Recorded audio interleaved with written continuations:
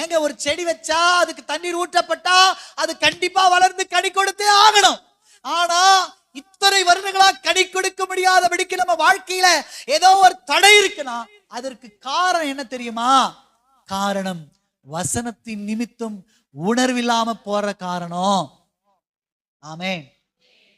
எந்த ஒரு மனுஷன் வசனத்தை கேட்கும்போது ஐயோ ஆண்டு நம்ம கிட்ட தான் பேசுறாரோ, இந்த பாவத்தை நம்ம விட்டுணும்.